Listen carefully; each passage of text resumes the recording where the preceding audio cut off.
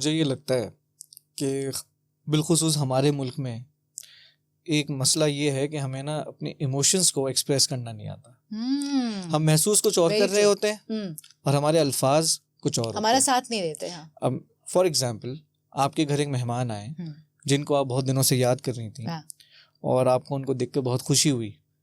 हमारे यहाँ majority of the time ये होगा, आ गए, वक्त मिल गया, याद आ गया तुम्हें, रास्ता भूल गए थे, जरूर कोई काम होगा।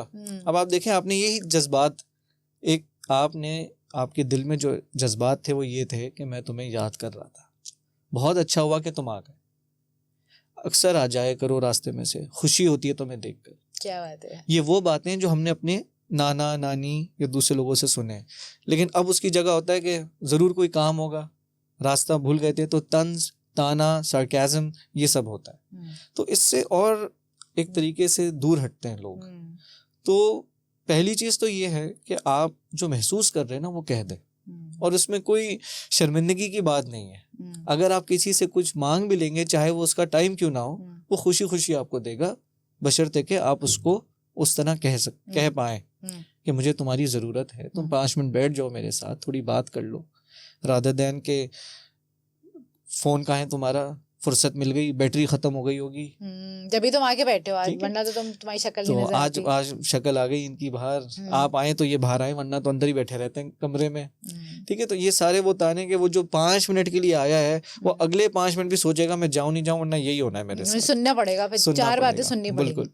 तो पहले तो इन्वायरमेंट आप बड़ी ना रिसेप्टिव और कंफर्टेबल बनाएं सबके लिए, और दूसरी तरफ ये है कि जो यूथ है उसके अंदर बर्दाश्त कम हो गया।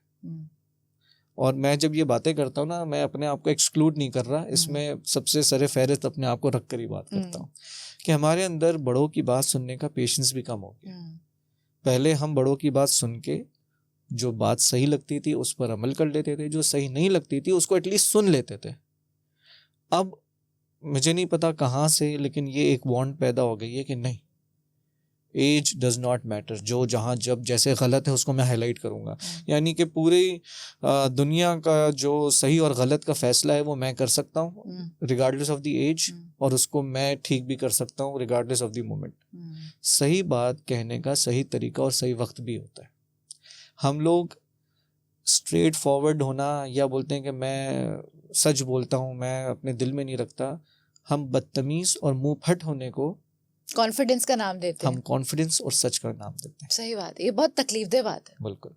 तो ज़रूरी नहीं है कि आप बदतमीजी कर रहे हैं तो आप जो है सच बोल रहे हैं और आपके अंदर मुनाफिकत नहीं है। नहीं, सही बात कहने का भी सही लहजा और सही वक्त हो सकता है। और कभी कभार विजडम, देखें ना, इंटेलिजेंस ज़रूरी नहीं है, विजडम ये है कि मुझे इस वक्त इस पर कोई बात करने की ज़रूरत है या नहीं है।